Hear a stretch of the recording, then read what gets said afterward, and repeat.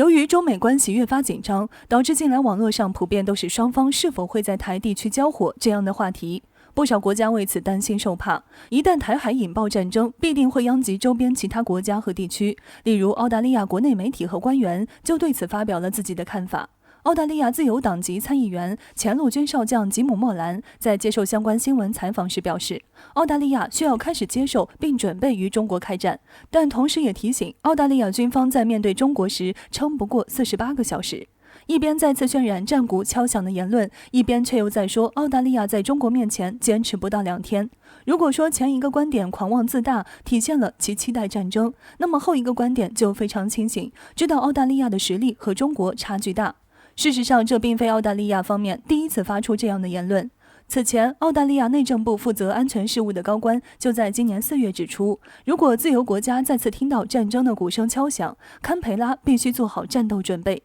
但随后该言论在引来大波批评后，该高官便转变态度，试图淡化战鼓敲响的言论。如今莫兰重新敲响战鼓言论，且不说别的，仅从警告澳大利亚需要开始接受并准备与中国开战这一说法来看，足以说明中国和澳大利亚两国的关系想要修复可能性几乎为零。值得一提，近来澳大利亚政客及官员频频释放与中澳可能开战的信号，一度在澳大利亚民众心里埋下种子。数据显示，当前有42%的澳大利亚民众认为中澳不日就会开战。能把将近一半的澳大利亚民众忽悠成这样，不难看出当前莫里森政府对中国的敌意有多大。不过话说回来，莫兰也是矛盾的，一方面深知澳大利亚承受不起对华开战的代价，另一方面又与美国统一阵营，拉不下来和中国缓和关系，所以才会在敲响战鼓言论后强调，不要以为美国会保护澳大利亚，美国军队比大多数人意识到的还要弱。从一些已经被泄露的机密中可知，如果与中国发生冲突，美队被打败的可能性相当大。如此忠心耿耿的澳大利亚突然抨击美国还是很少见的。可就算这样，中国会吃这一套吗？美国又会怎么想澳大利亚？站在美国的阵营里贬低自己，澳大利亚是嫌作死不够惨吗？美国向来心高气傲，不管此次莫兰贬低美军是发自内心的，还是存在别的目的，美国都很难就这么无视这起事件。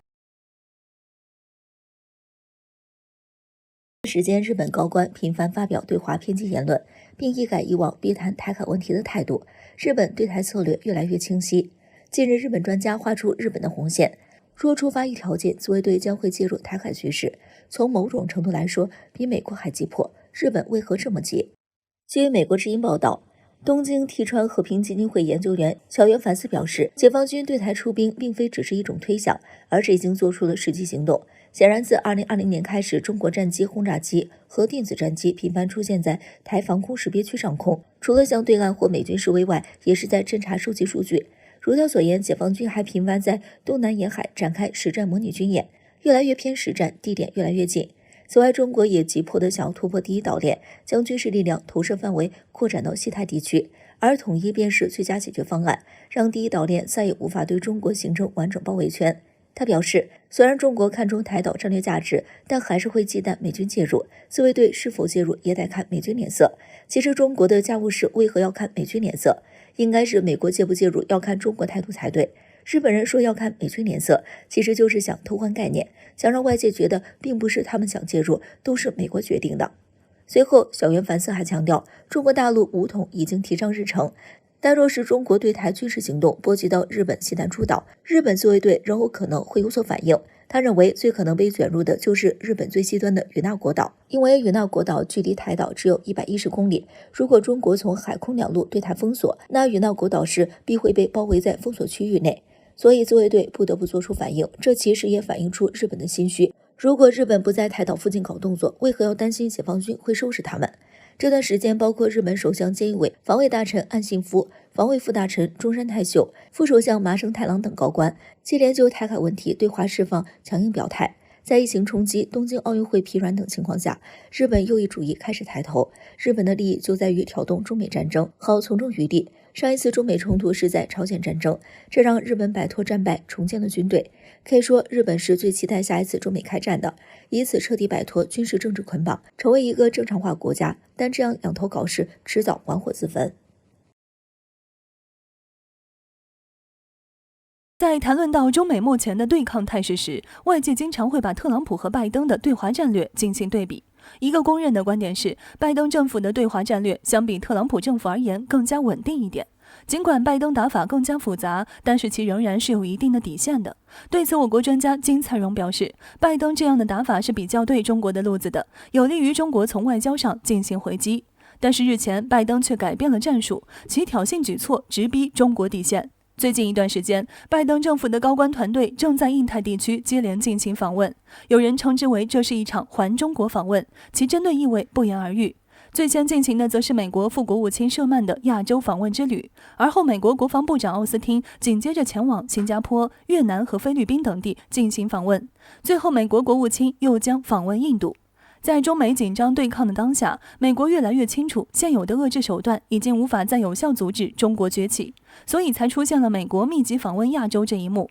分析人士指出，拜登对华此举类似于篮球比赛中的全场紧逼，也即在对方的半场就开始紧盯对手，向对手施压的一种战术。而除了这一新战术外，美国又开始猛戳中国的要害。我们谁都清楚，祖国统一在中国人心中分量，而日前美国明知这一问题的严重性，还仍然通过法案阻止中国这一统一大业，其居心可想而知。从这里我们也似乎发现，拜登现如今的挑衅战略越来越没有底线。那么外界不禁疑惑，转换打法之后的美国能赢吗？当然不能。现如今在中国看来，美国已经没有那个实力地位来跟中国叫嚣，但是一向骄傲自大的美军却认为自己仍然同中国保持着较大的战略优势。尽管美国嘴上不承认，但是他们的一些做法却已经暴露了。针对最近美国防长不寻求同中国发生军事冲突的言论，俄罗斯专家认为，这实际上已经表明美国承认同中国势均力敌，但是美国仍然没有打算放弃这一领导地位。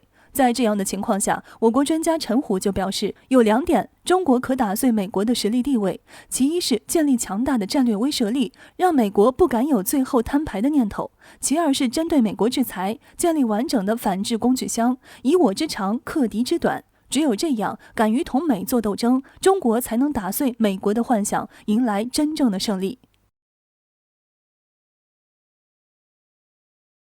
自美国新任政府上台之后，有人发现美国的对华战略开始摇摆不定。不同于特朗普的一味反抗，拜登在应对中国挑战上显然更加谨慎。一方面，美国要同中国对抗的大趋势不会改变，但是另一方面，拜登也深知在如今这个多极化时代，美国逆历史潮流同中国硬对抗只会让美国损失更大。在这样的认知下，拜登的对华战略开始出现摇摆。美国副国务卿舍曼刚刚结束的访华之旅就可以看作是一个对华友好的信号。与此同时，美国国防部长奥斯汀也表态称，美国不会寻求同中国的冲突，因为中美两国都拥有令人印象深刻的军事力量。一定程度上，美国这2位高官的相继表态，可以代表拜登当前的对华战略。他们其实是希望缓和同中国对抗的紧张态势。然而随后这样的想法就被打碎，美国一边对华释放友好信号，一边却又冲在了对华挑衅的最前沿。据环球网最新报道称，在英国航母舰队进入南海挑衅之际，第一个冲在挑衅前线的就是美国海军陆战队的 F-35B 战斗机。据悉，伊丽莎白女王号航母战斗群刚进南海就展开了舰载机相关的起降训练，而人们一直关心的英国军舰这次到底会不会闯入南海岛礁12海里挑衅的问题，似乎也开始慢慢露出了端倪。有网友猜测到，美国的 F-35B 战斗机或许将会率先打头阵，这种可能性是完全存在的。早在之前，就有相关的专家担忧到，在这个拼凑的航母编队中，中国需要警惕美国夹带私货，比如军舰脱离编队擅闯我国领海等。那么军机也是同样的道理，这也让人开始担心，拜登对华政策反复摇摆背后到底有什么阴招。对此，我国专家金灿荣道出实情，表示从某种程度上来说，美国对于中国崛起正处在一个心态转型期，最终指向的是慢慢接受中国这一崛起事实。因此，金灿荣专家指出，目前对于美国的反复摇摆战略，中国要淡定，要保持一定的战略定力，着重发展自身，同时还应该保持中美关系斗而不破。谁都清楚，一旦中美爆发大战，对于整个世界而言都将是一场灾难。因此，如果美国终将会选择接受这一事实，那么中国就应该努力让美国早日认清并接受这一事实，而努力的方向是用真正的实力说话，而非极端的战争。